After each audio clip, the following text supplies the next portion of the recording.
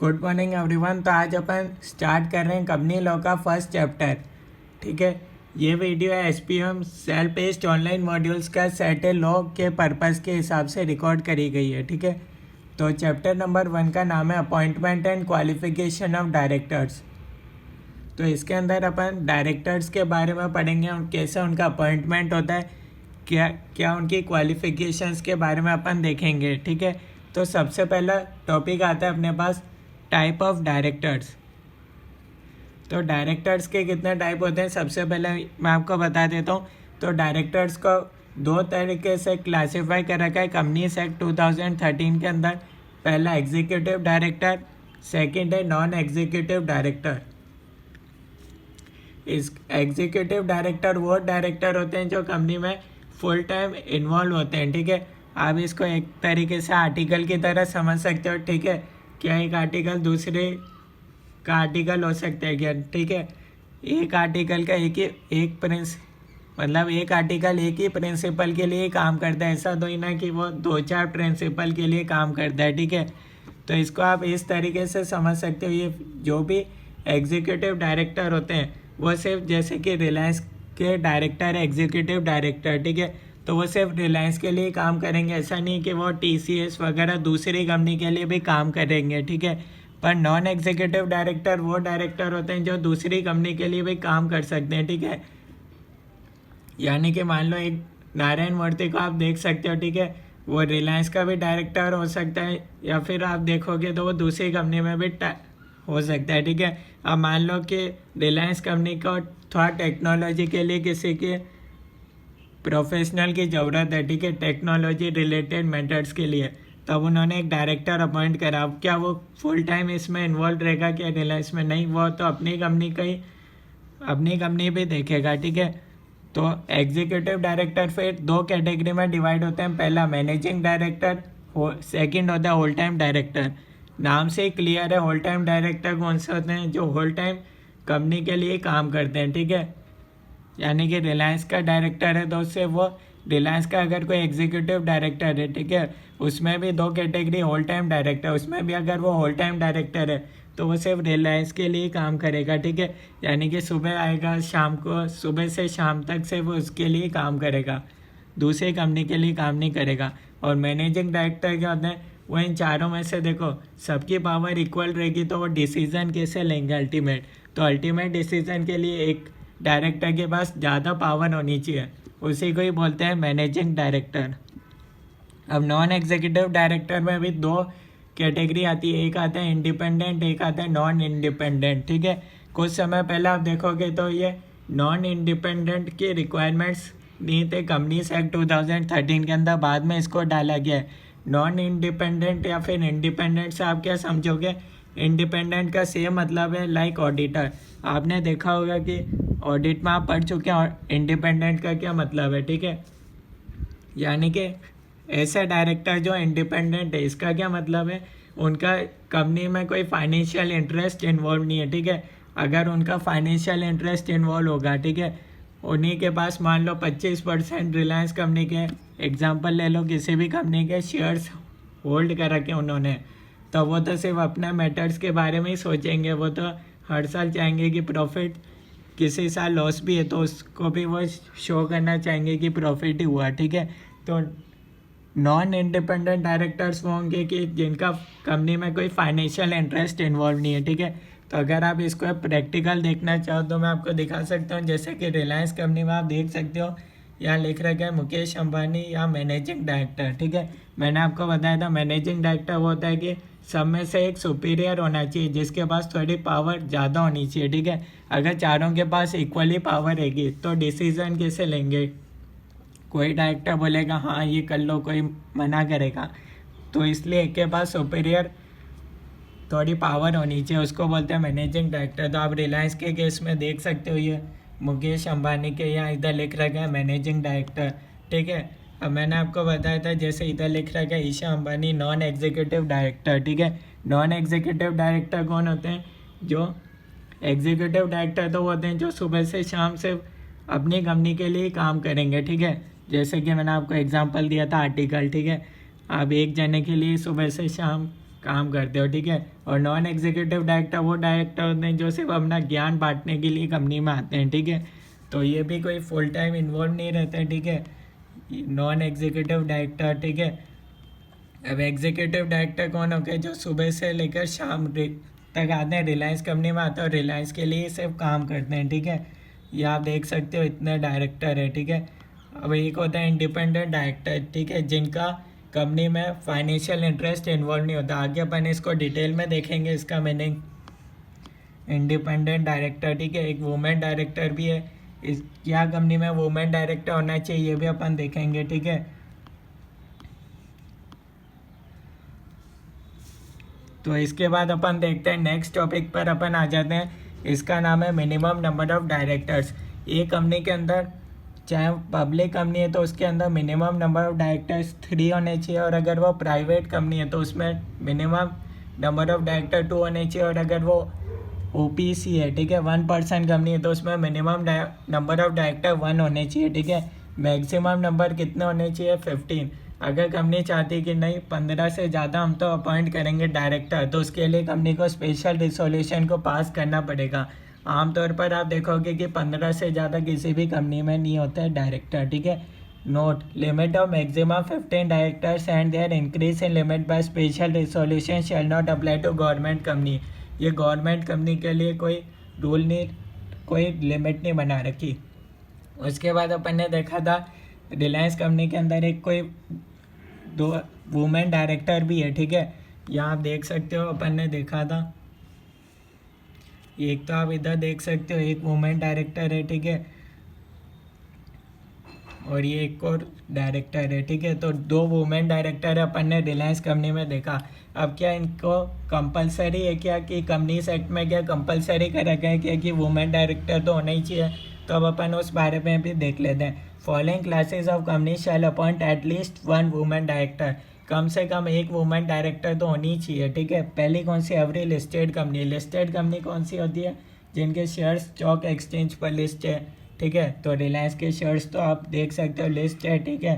तो रिलायंस कंपनी को कम से कम एक वुमेन डायरेक्टर तो होनी चाहिए। तो आप प्रैक्टिकल भी देख सकते हो, हाँ 2 वुमेन डायरेक्टर है, ठीक है। एवरी अदर पब्लिक कंपनी, या फिर अदर पब्लिक कंपनी के लिए क्या है, 2 लिमिट दे रखी है। पेड अप शेयर कैपिटल या तो 100 करोड़ और मोर हो, या फिर टर्नओवर 300 करोड़ और मोर हो। दोनों में से कोई सी भी कंडीशन पूरी हो गई तो आपको 1 वुमेन डायरेक्टर को अपॉइंट करना पड़ेगा। अब ये लिमिट कब देखने है, last date of latest audited financial statement, यानी कि 31 मार्च लास्ट डेट होती है। जब भी ऑडिट हो जाए उस दिन के अपन को देखने हैं, ठीक है। ऐसा नहीं कि साल के दौरान ही ये लिमिट क्रॉस हो गई तो आप एकदम से उसी दिन अपॉइंट करने लग जाओ, ऐसा नहीं है। लास्ट डेट दे रखी है लेटेस्ट ऑडिटेड फाइनेंशियल स्टेटमेंट की, उसमें अगर आपकी ये लिमिट क्रॉस हो गई तो आपको नेक्स्ट ईयर आपको अपॉइंट करना पड़ेगा वुमेन डायरेक्टर। अब मान लो कोई वुमेन डायरेक्टर बीच में वैकेंसी यानी कि वो छोड़ के चली गई, तो आप क्या करोगे, तो बोर्ड को उसको वापस से नई वुमेन डायरेक्टर को अपॉइंट करना पड़ेगा नेक्स्ट इमीडिएट बोर्ड मीटिंग, ठीक है, अगली बोर्ड मीटिंग, या फिर 3 month from date of vacancy, जिस दिन वो वैकेंट हुई पोजीशन उससे नेक्स्ट 3 मंथ्स तक, दोनों में से जो भी लेटर होगा, यहाँ ध्यान से देखोगे लेटर वर्ड लिख रखा है, यानी कि इन दोनों में से जो भी लेट होगा तब तक आप अपॉइंट कर सकते हो वुमेन डायरेक्टर, ठीक है, अगर कंपनी के अंदर वैकेंट पोजीशन हो गई तो। उसके बाद अपन देखते हैं नेक्स्ट, न्यूली इनकॉर्पोरेटेड कंपनी, ठीक है, covering provisions appointment of women director. अब मान लो कोई कंपनी पहले साल में ये लिमिट को क्रॉस कर लेती है, पेड अप शेयर कैपिटल और टर्नओवर को पहले साल के अंदर ही, तो उसको within 6 months from the date of incorporation appoint करना पड़ेगा women director. Every company must have at least 1 resident director, ठीक है। रेसिडेंट का मतलब वही है 182 डेज से ज़्यादा इंडिया के अंदर रहना है। ऐसा नहीं सारे डायरेक्टर ही रेसिडेंट नहीं, कम से कम एक जना तो होना ही चाहिए। Appointment of director elected by small share holder. Next topic अपने पास आता है appointment of director elected by small share holder. और स्मॉल शेयर होल्डर का क्या मतलब होता है ये अपन जान लेते हैं। पहला मतलब होता है स्मॉल शेयर होल्डर का, ये मतलब होता है share holder holding shares of nominal value of not more than ₹20,000 और प्रिस्क्राइब्ड।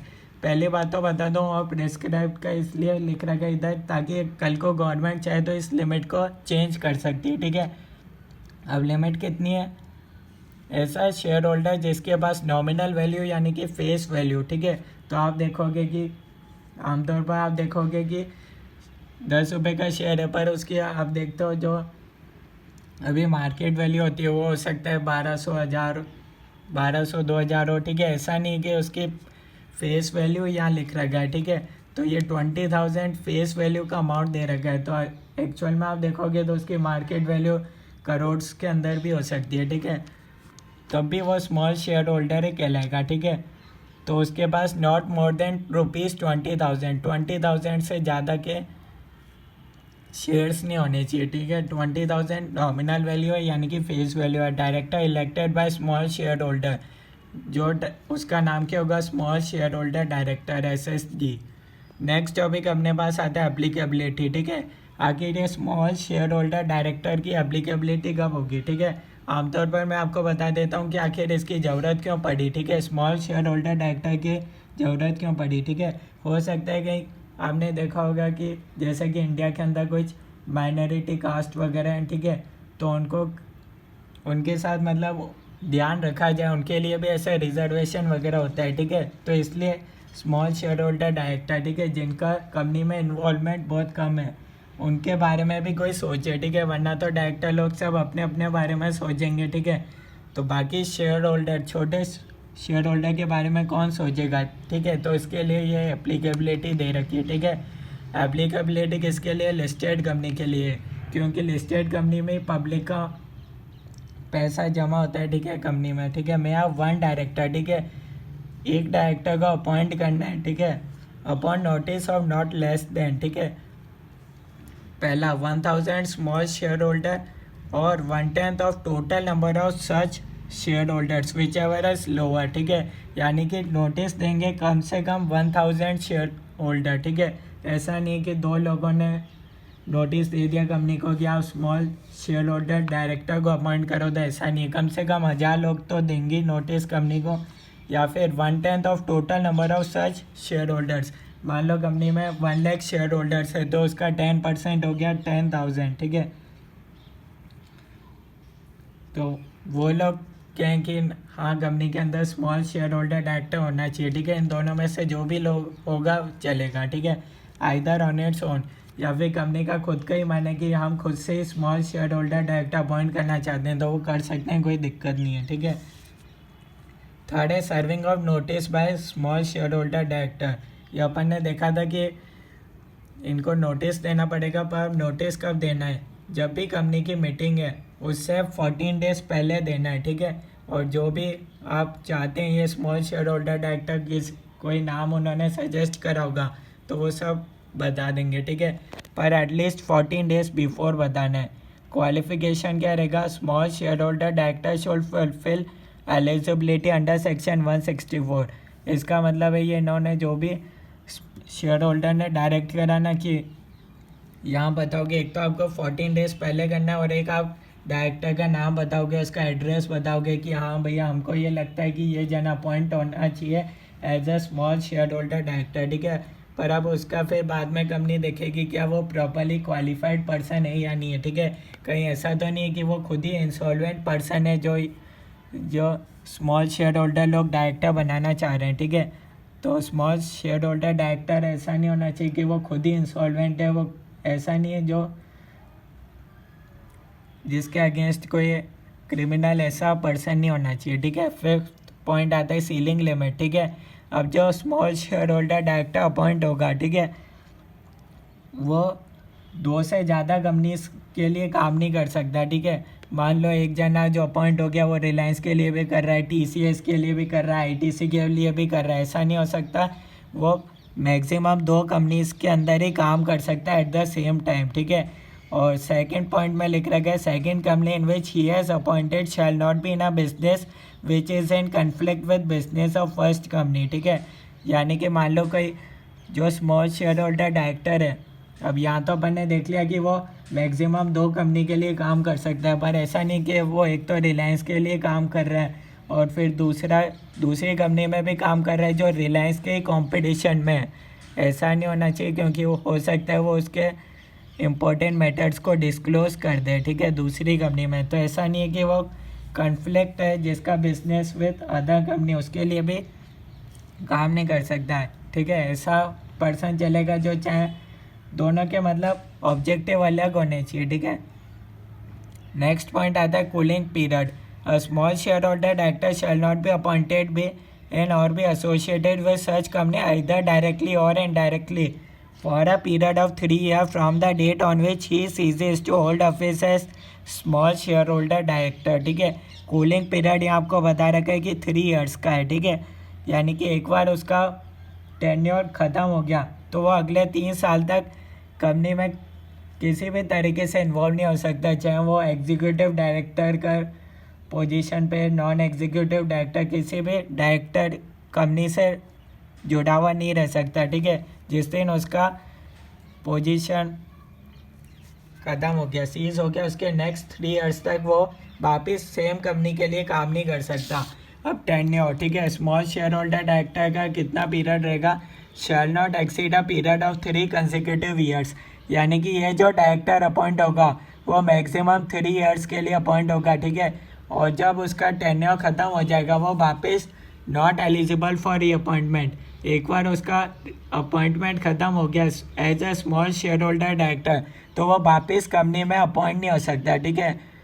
उसी पोजीशन पे नहीं हो सकता स्मॉल शेयर होल्डर डायरेक्टर, ठीक है। उस यानी कि वो पहले जो भी स्मॉल शेयर होल्डर डायरेक्टर होगा वो 3 साल के लिए अपॉइंट होगा, ठीक है। 3 साल ख़त्म हो गए, उसके बाद 3 साल का कूलिंग पीरियड है, ठीक है। अब ये कूलिंग पीरियड ख़त्म हो गया, अब वो वापस कंपनी के लिए, सेम कंपनी के लिए काम कर सकता है, पर except small share holder director. अब वो चाहे तो 3 साल ख़त्म होने के बाद वो executive director, whole time director, इन सब में काम कर सकता है, इन सब की पोजीशन पे काम कर सकता है, पर वापस ऐसा नहीं कि वो स्मॉल शेयर होल्डर डायरेक्टर की पोजीशन पर ही सेम कंपनी में काम कर ले, ठीक है।